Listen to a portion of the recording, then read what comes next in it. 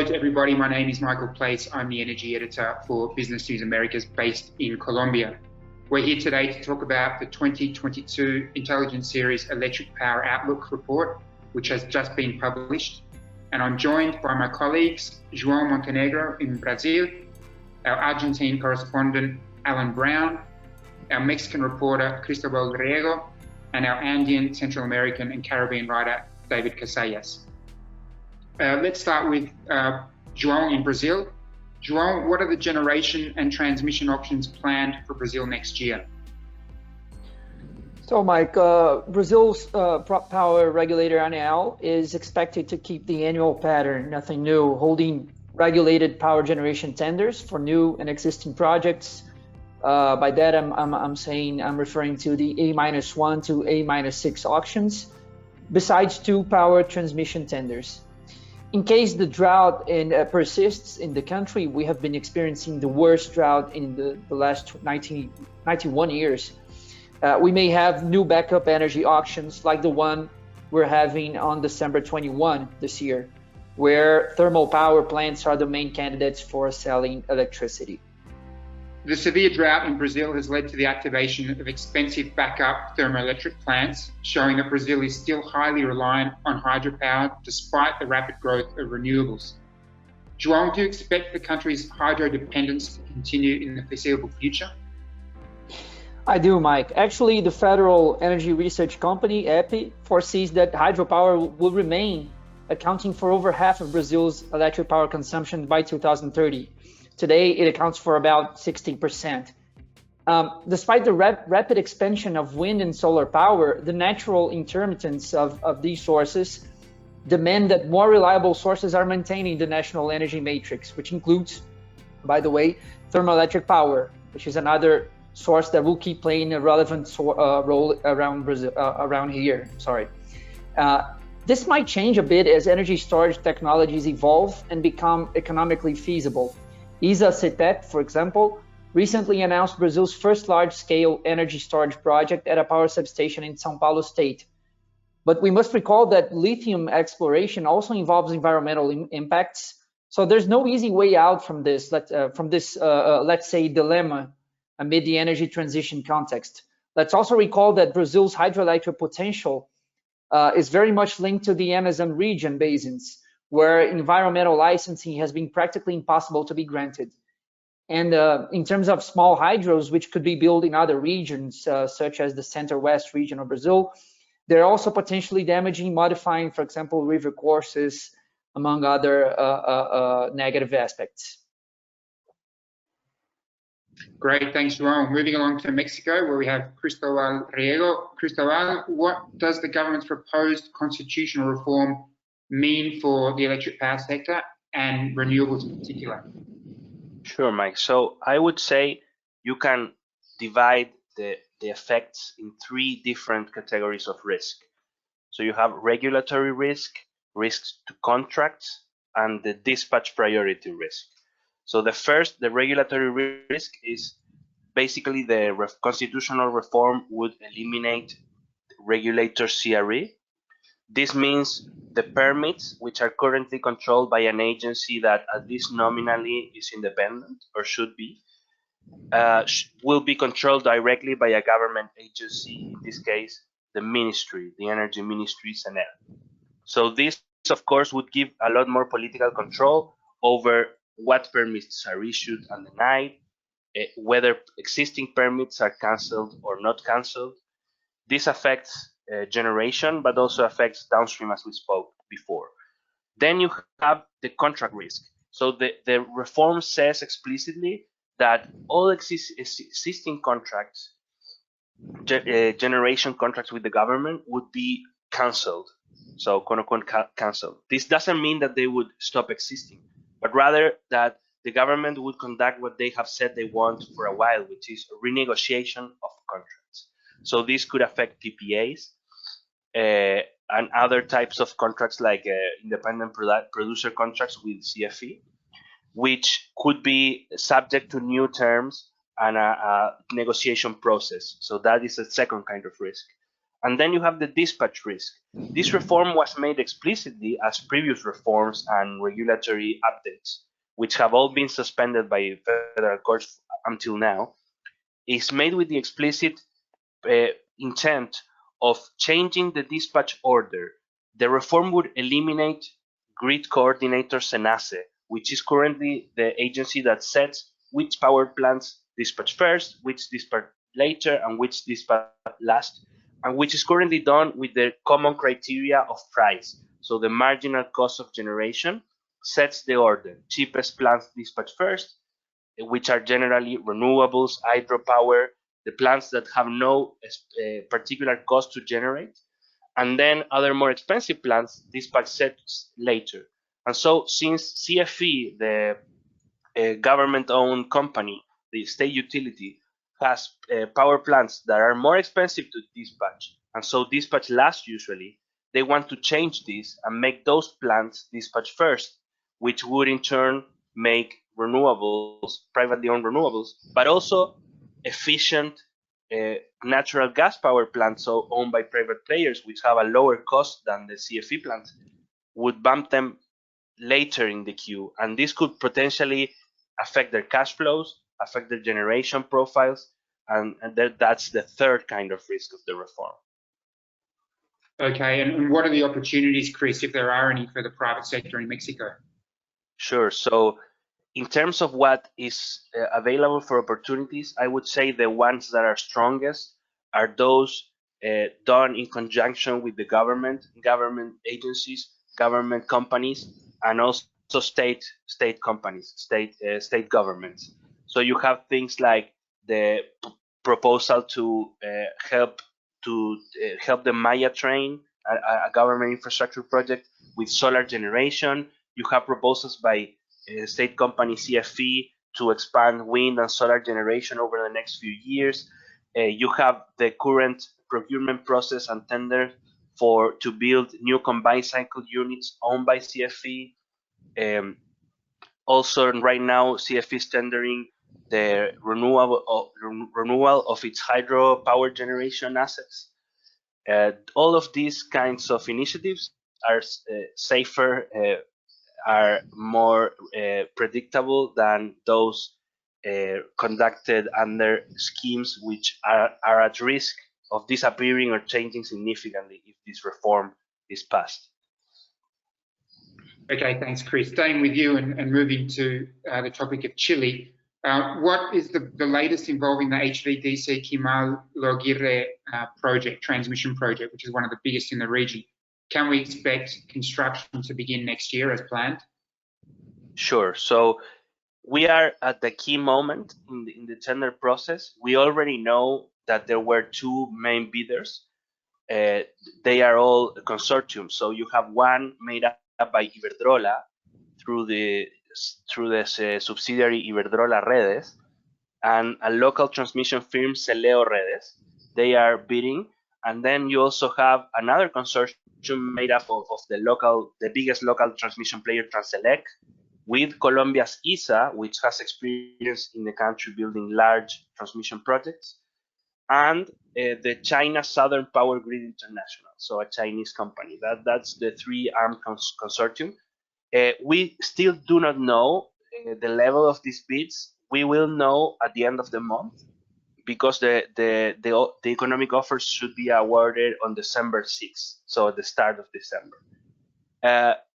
The timeline for the project expects operation to start in 2028, which would require the project to start construction next year. So that is still the expectation, and it is what the authorities have said they expect to happen.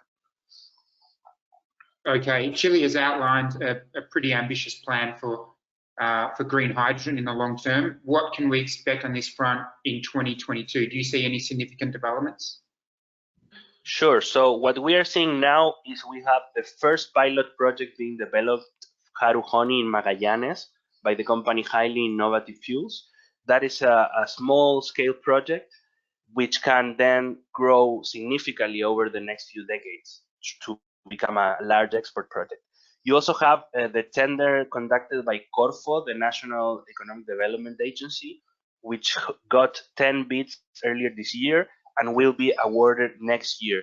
So Chile is already building a pipeline of pilot and first stage projects to test the waters, to test the price, to test the market, which could then become sort of the first step towards a bigger development. You also see the government very active in terms of updating its goals, updating its regulation, and striking deals with ports such as those of Rotterdam, in Korea, in Germany, in various parts of Europe, to open up opportunities, collaboration opportunities with countries that are expected to become big hydrogen consumers over the next 2 decades. So this is something that will be a strong focus of policy over no matter who wins the presidential election next year.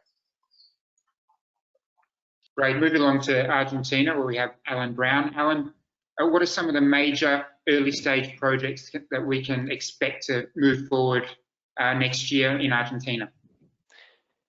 Hi. In terms of electric power, at the moment, because of the conditions, there are no major. There's no massive portfolio of major projects that will advance next year. But there are projects that will, or that should. For example, Pampa Energía wants to expand its Pepe 3 wind farm by about 60 to 80 megawatts, and said recently that it wants to start construction as soon as possible. The project was granted dispatch priority by wholesale power market administrator CAMMESA, and that's one of 7 that were granted dispatch priority. So one could assume that some of those others may advance next year. The provinces to keep an eye on for solar, obviously San Juan, Jujuy, where there's, for example, in San Juan, there are 2 parks, I think 58 megawatts, one of 45 that may advance next year. San Juan's also building a solar panel factory, so it's something really to keep an eye on. That the province said will be used to build panels for a planned 350 megawatt project that's on the drawing boards. A solar park in Neuquén could be put out to tender next year, 50 megawatts. And in Neuquén province, also there's a $55 million power grid project. Again, that could advance next year. The jurisdiction set aside funds for grid work. Elsewhere on the energy map, we've got the hydro plant in Mendoza. This is a big one, around $1 billion. Portezuelo del Viento, that could get started next year. Final contracts still need to be signed. Some engineering work could get started next year. Some other hydro projects are in the studies phase. But overall, from what I can see, there's major focus on solar projects, different sizes, not major ones. That the state, provincial-owned energy companies seem to be driving these forward at the moment. So that's what I'm seeing. I was going to ask you actually, Alan, about the state of renewables in Argentina. We know that under the last government with the RenovAr auctions, renewables really had a strong push. Has that segment stalled, do you think, or is there enthusiasm about what could happen next year in regards to especially solar and wind energy? Exactly, Mike. What you said. The RenovAr auctions gave the sector a massive boost. Storm clouds. Early 2018, there was a bit of the currency crisis, I guess. The economy started to sputter, macroeconomic clouds started to gather, and it really kind of took the wind from the sails from the sector. Key factors like restricted access to international financing. Again, it's all linked in part to the macroeconomic imbalances. Another factor among others, to take into consideration is transport capacity limitations, which will limit the amount of new renewable capacity that can come online. So that will need addressing in the future. That will generate projects in the future. But renewable projects, Argentina has masses of potential. That's the thing to really just bear in mind. obviously wind in the south, solar in the north. One of the hurdles are the macroeconomic imbalances. The government said it's working on a macroeconomic plan. This is in line with the discussions with the IMF. Obviously, Argentina has big debt, owes the IMF a lot of money. Needs to kind of draw up a new program with the IMF to kind of ease some of the burden on the country. If that gets sorted, and there's a solid macroeconomic program with some targets, that could ease financing conditions eventually and make the country more attractive, and so the country can really tap this mass of resources that it has. Great, thank you, Alan. Moving along to Colombia, one of the questions that investors are asking is whether or not there could be another auction for long-term renewable supply contracts following the success of an auction, the latest auction in October. The government has said that it is considering doing that, but time is running out, really. I mean, the elections in Colombia, presidential elections, will be held in May and June, and really, if the government is going to call a new auction, then we'll have to do so very soon. I believe that time's probably running out for that, but investors are still hopeful that could occur. We've also been seeing some private auctions in the last 12 months. Companies such as RenovAr and EAir on the Caribbean coast have held their own bidding processes for contracting energy. So we might see more of that in 2022. Another big issue in Colombia is the Hidroituango plant, which is Colombia's largest energy project. It's actually Colombia's largest infrastructure project. There's still a lot of uncertainty about what's going to happen with this project. A decision is pending on whether to hold the current construction consortium responsible for more than $1 billion in losses related to geological problems and construction problems. If that happens, then the owner, EPM, has said that it could hold a new tender process to complete the construction process. So, as I said, there's a lot of uncertainty. As it stands, EPM has said it hopes to bring the first turbines into operation in the second half of 2022, which is 4 years later than originally planned. So let's see if that can happen. Moving on to the Andean region, where we have David Casellas.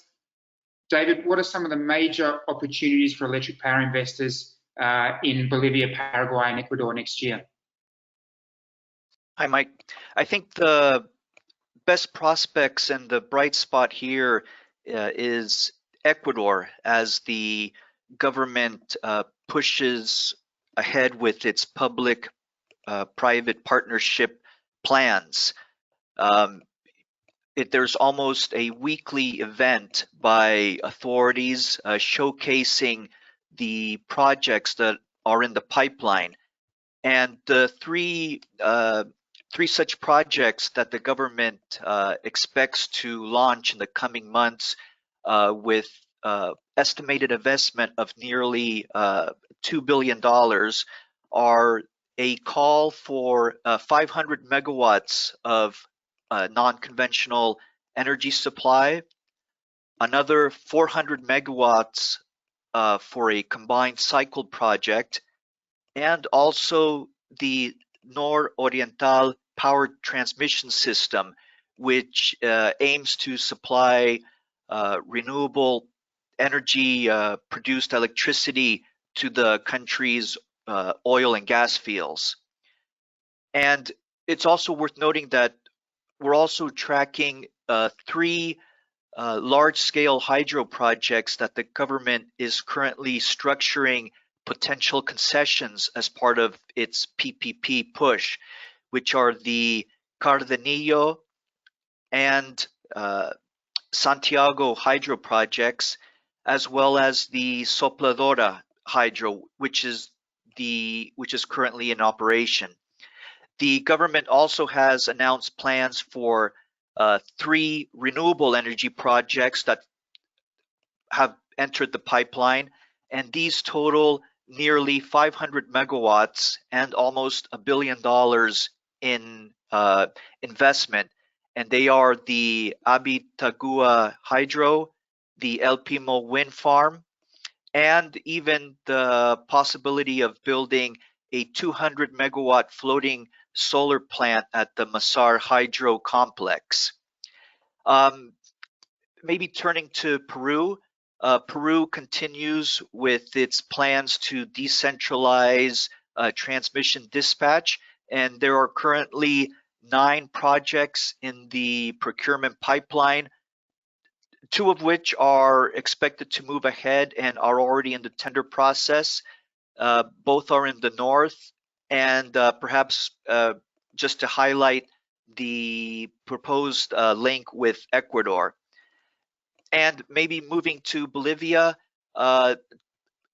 smaller projects, contracting opportunities are always being offered for transmission and distribution. And there's the potential for the early stage development of hydro projects and also the Laguna Colorada geothermal project. Great, thanks for that insight, David. Turning to the Caribbean and Central American region, and staying with you, David. Non-conventional renewables, especially solar power, and also so-called climate-smart infrastructure initiatives such as battery storage seem to be key investment drivers in the Caribbean and the Central American region. What are some of the major projects that could move forward in 2022? Sure. I think the spotlight here, we can turn it on 3 countries, the Dominican Republic, the U.S. territory of Puerto Rico, and Jamaica. And many of these countries plan to launch renewable energy calls in the near term. In the case of the Dominican Republic, the Energy and Mines Minister has announced plans to launch a call in 2022 as part of the country's push for renewables to cover almost a quarter of energy demand in 2025 and 30% in 2030. The government in September published a decree that opens the door for such competitive mechanisms. And a proposal is expected in the coming months that will provide some guidelines for this proposed call. Jamaica also has engaged the IDB to define a scheme for procuring renewable energies. The last time the country issued such a call was in 2015. And in Puerto Rico, we expect that a second call as part of the island's plans to procure nearly 3,800 megawatts of renewable energy and 1,500 megawatts of storage will be issued also in early 2022. According to preliminary information, this second tranche would be for 500 megawatts of renewables and 250 megawatts of storage.